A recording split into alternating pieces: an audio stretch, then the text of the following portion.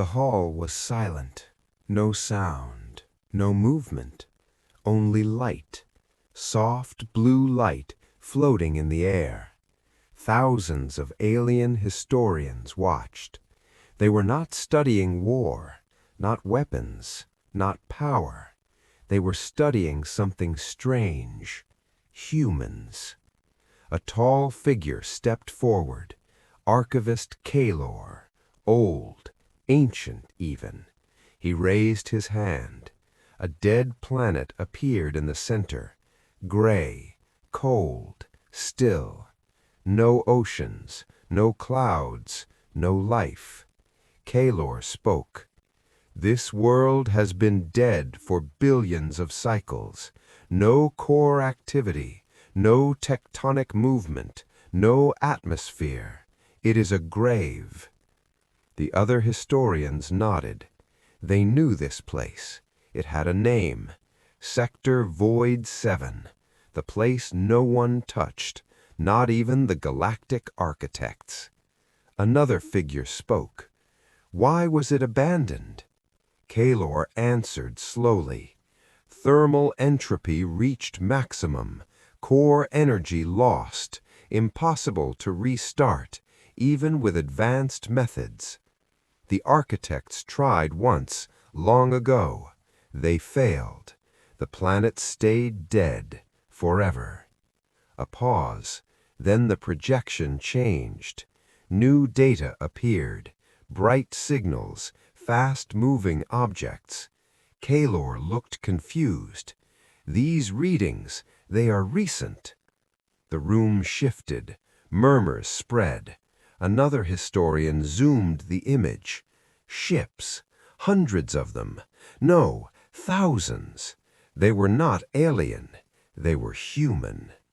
The room fell silent again. Humans entered a dead sector, without permission, without warning. Why? Kalor whispered, "Increase resolution." The image sharpened. Massive ships, different designs, some slow, some fast, some too strange to understand. One historian spoke, "This is not exploration. This is preparation." Kalor nodded. Yes, they are not observing. They are planning. The projection zoomed further. The dead planet filled the view. Ships surrounded it, like hunters around prey. But something was wrong. Humans do not hunt dead worlds. Another historian asked, "What are they doing?" Kalor answered, "I do not know, but this should not be possible." More data streamed in. Energy readings, massive ones, far beyond safe limits. A younger historian stepped forward.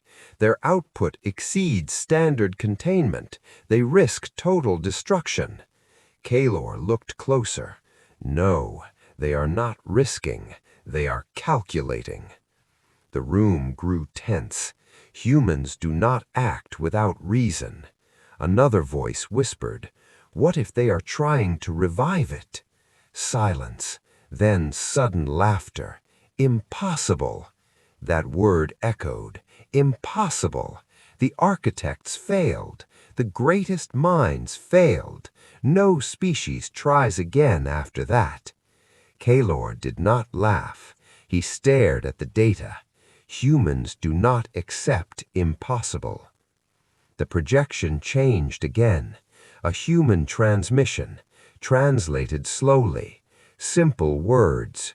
We begin. No fear, no hesitation, only intent. The fleet moved. Ships took position. Perfect alignment. Too perfect. Another historian spoke.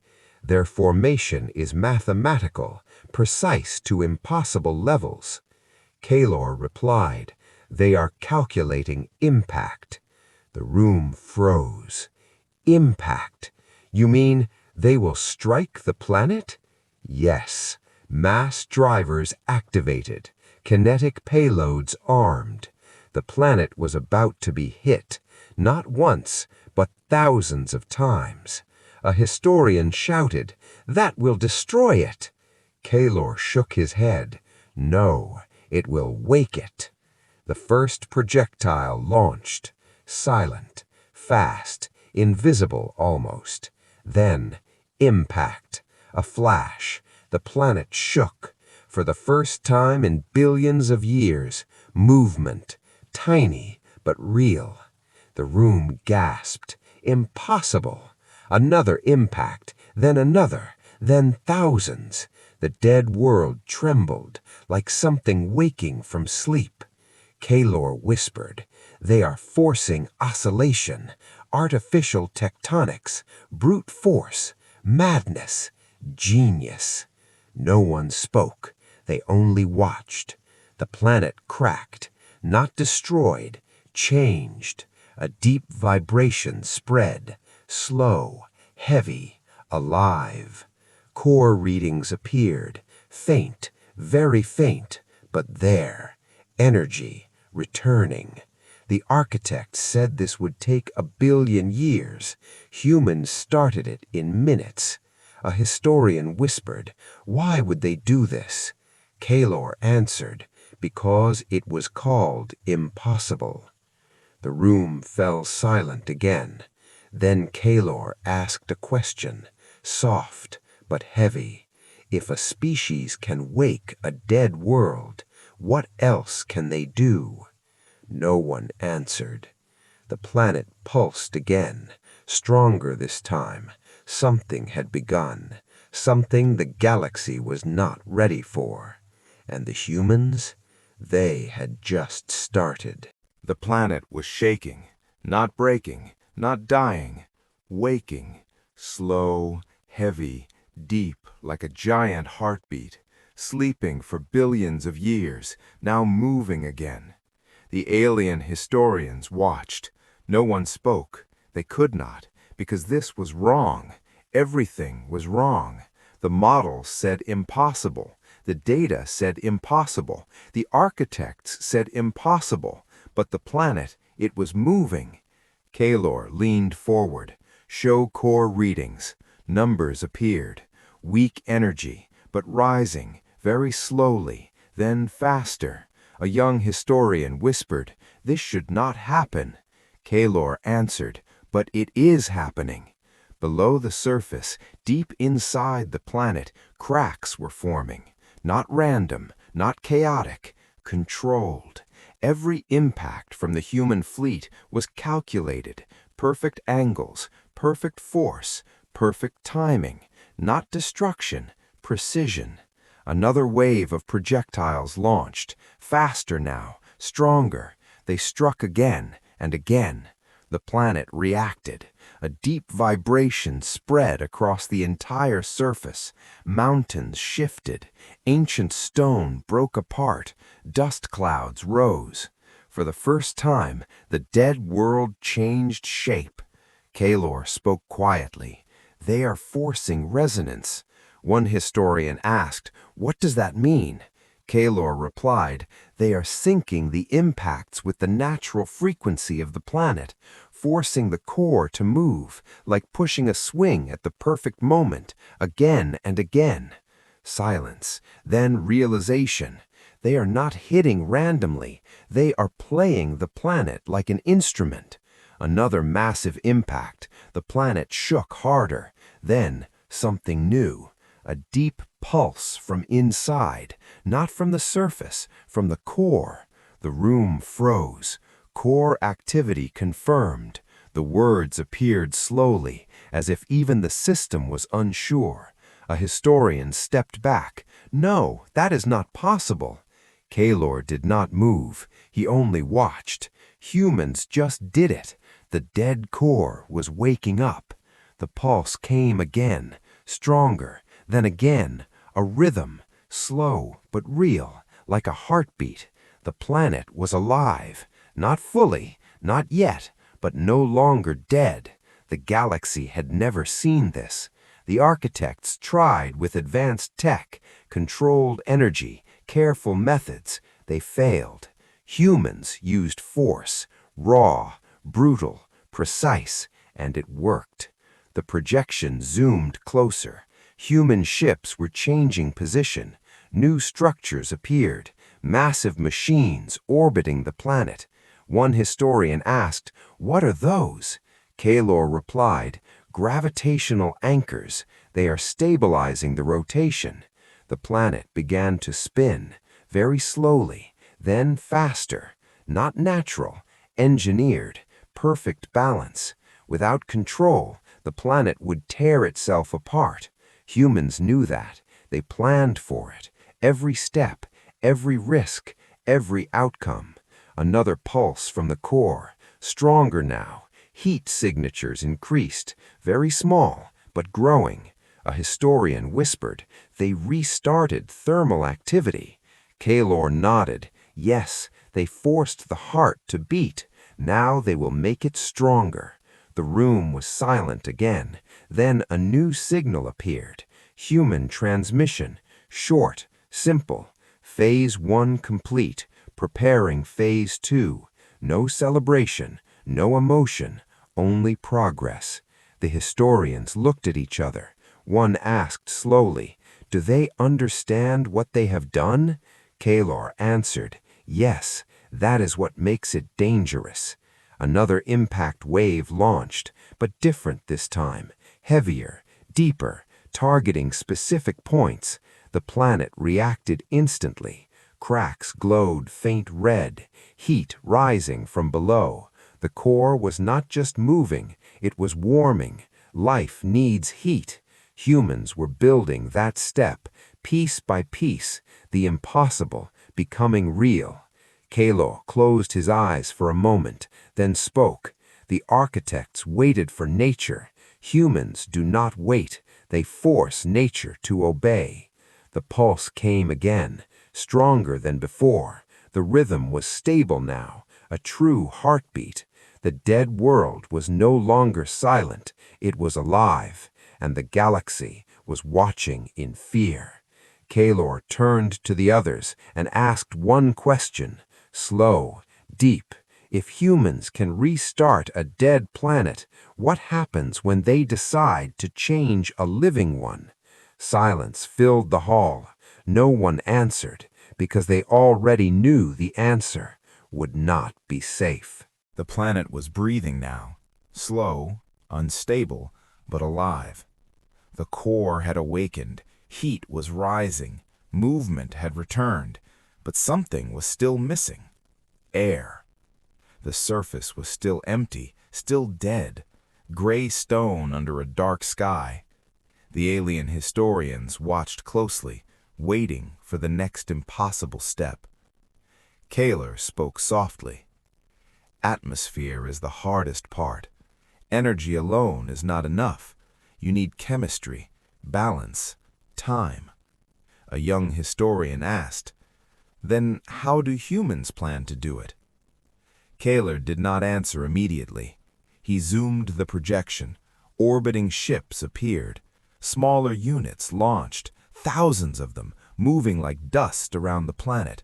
No formation, only purpose. Then the systems activated. A new wave began. Molecular swarms. The room leaned forward. Each drone released particles, nitrogen, oxygen, trace gases. Not in clouds, not randomly, but structured, controlled, layer by layer around the planet. A synthetic atmosphere was forming. The historians were stunned. One whispered, "This should take centuries." Kaylor replied, "Humans do not work in centuries, they compress time." Another wave of drones launched. They moved into the upper layer where space meets atmosphere and began chemical stitching. Atoms rearranging, bond by bond, reality being rewritten, slowly but surely. The sky changed first. Faint haze appeared, then color, a pale blue, barely visible, but real. A historian stood up. "That is not natural." Kaylor said, "Nothing they are doing is natural." A deep reaction began below, heat from the core rising upward, mixing with the new gases, creating motion, wind. For the first time in billions of years, the planet had weather. Storm patterns formed, weak at first, then stronger. Clouds gathered, moving across the sky like memories returning.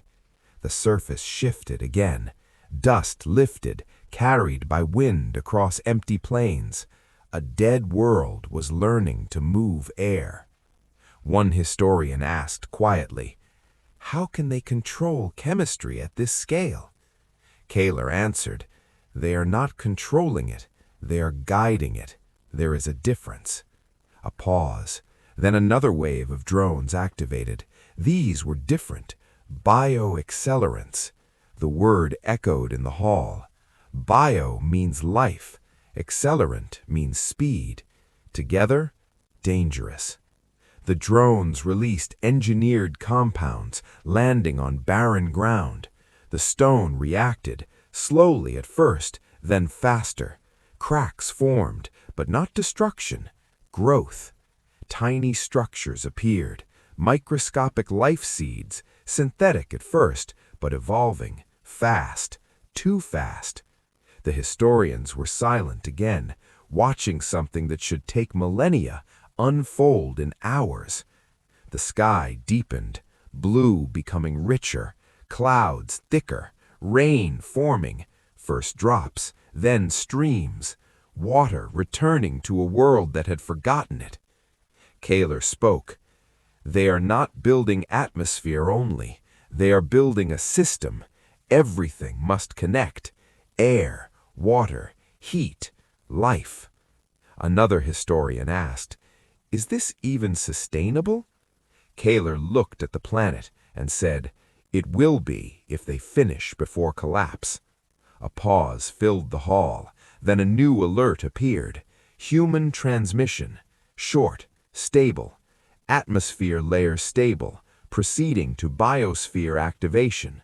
No hesitation, no fear, only progress. The historians stared. One whispered, "They speak like it is simple." Kaler replied, "For them, it is." The wind grew stronger on the planet. Rain turned into storms. Storms turned into cycles. The atmosphere was now self-moving, self-correcting, alive in function, not just gas, but system. Kaler asked quietly, one question. If a species can build a sky in hours, what do you think they will build next? No one answered, because they were starting to see it. Next was not survival. Next was creation, and humanity was only getting started. The storm system stabilized. The sky was no longer empty. It was alive. Blue layers above, white clouds moving like rivers, rain falling in cycles, wind carrying change across the surface. The dead planet was no longer dead, but it was still empty. No forests, no oceans in motion, no living systems that sustained themselves. Only raw beginnings, a world waking up. The alien historians watched in silence.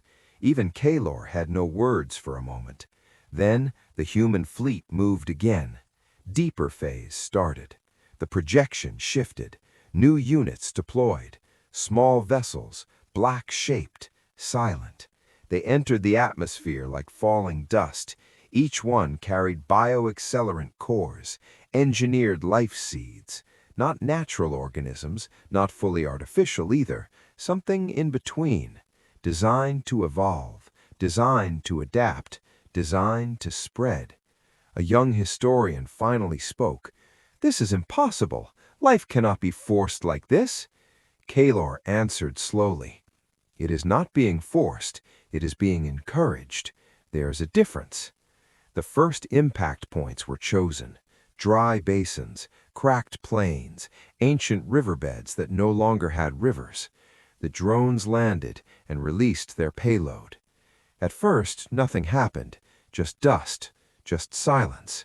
Then the ground began to change. Microscopic threads spread under the soil, invisible at first, then active. They fed on minerals, they reorganized structure. Stone became porous, porous became fertile, fertile became alive. One historian leaned closer. "What are they using?" Kalor replied, "Engineered lichen scaffolds. They build life from base matter. They're not planting forests, they're building the conditions for forests." Seconds passed, then minutes, and the ground began to move. Not violently, not destructively, but with growth. Green patches appeared, small at first, like stains on stone, then spreading, faster than expected. The historians froze. "Growth rate increasing," the system reported.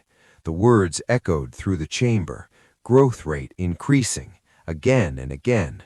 The planet was responding, like it had been waiting for permission to live. Rivers began to form, not from rain alone, but from underground release. Aquifers activated by heat and pressure changes. Water flowed again, after billions of years. The first true river cut through stone, slow, then steady, then powerful. The human drones adjusted instantly. New compounds released, stabilizers for soil, binders for minerals, nutrient cycles established, everything linked, everything connected, a system forming in real time. Kalor whispered, "They are not terraforming, they are rewriting ecology." Another wave began, this one larger. Orbital biobloom arrays, massive structures in space. They reflected sunlight in controlled patterns, heating specific regions, cooling others, creating climate zones. The planet was being divided into living regions, rainforests forming near equator zones, grasslands in temperate bands, frozen stability returning at poles, but not naturally, intentionally designed. A historian asked quietly, "How do they know where life should go?" Kalor replied, "They calculate it, then they test it, then they correct it." The forests began to rise, fast, too fast for biology.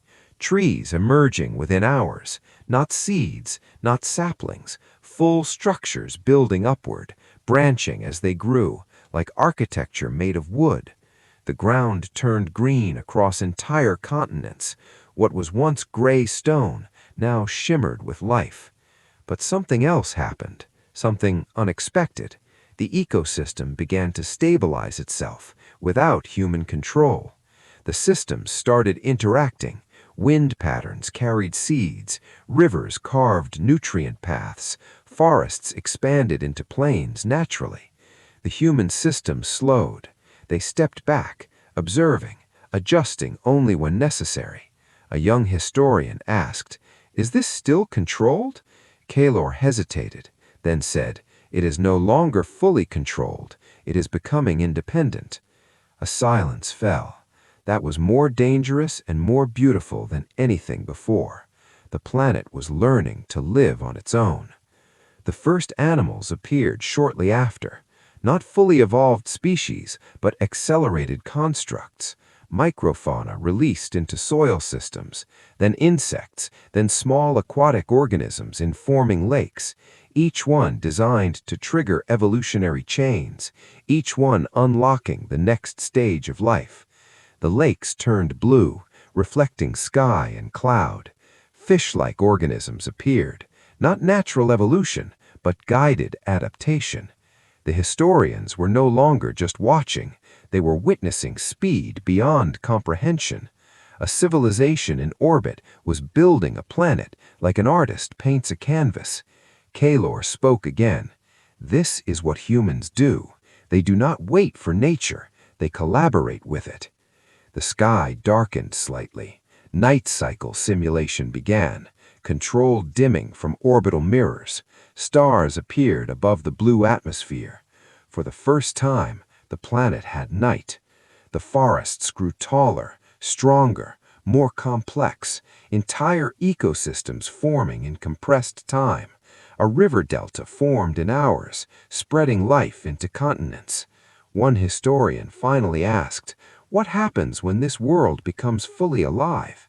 Kalor answered, "Then humans leave." A pause. but the systems stay. The galaxy remained silent, watching a graveyard turn into a garden. But something deeper was unfolding now. Not just biology, not just atmosphere, not just geology, something philosophical. The galaxy had a rule. Dead worlds stay dead. It was balance. It was respect for entropy. But humans had broken that rule. A world that should have remained still was now breathing, moving, living. Kalor turned slowly to the others and asked, if death is not permanent for a planet, then what else is not permanent? No one answered, because the implications were too large. The forests reached maturity faster. Now towering ecosystems spread across continents. Storm cycles stabilized. Oceans formed fully, deep blue and alive with currents. The planet had become something else entirely. Not Earth, not alien, something new, a hybrid of design and nature. The human fleet reduced activity, only monitoring now, not building, just watching. A final adjustment wave passed, balancing atmospheric density, ensuring long-term survival. Then silence. The system stabilized. The projection showed a living world, perfectly balanced, self-sustaining, evolving. A historian whispered, "They did this in days." Kalor corrected, "Less than that." The silence that followed was heavier than before, because now they understood this was not power, this was capability, and capability like this always expands. Kalor asked one final question. If humans can build a living world in a dead graveyard, then tell me, how many graveyards exist in this galaxy, and what happens when humans decide to visit them all? The room did not answer, because now they were no longer studying humanity, they were preparing for it. The living world stabilized, oceans breathing, forests expanding, atmosphere cycling perfectly. A planet once declared dead, now fully alive. The human fleet hovered in silence, no celebration, no speeches, only data, only observation. The alien historians watched the projection, but something had changed. It was no longer just curiosity, it was fear. Not loud, not emotional, but deep, calculated fear. Kalor noticed it first. He spoke quietly. "This is where it ends." A young historian asked, "What ends?" Kalor replied, "Our understanding of limits." The room stayed silent. Far beyond the system, across the galaxy, a council session was already forming. Emergency transmission networks activated. Every major civilization received the same data. Planet resurrection event confirmed. Human involvement confirmed.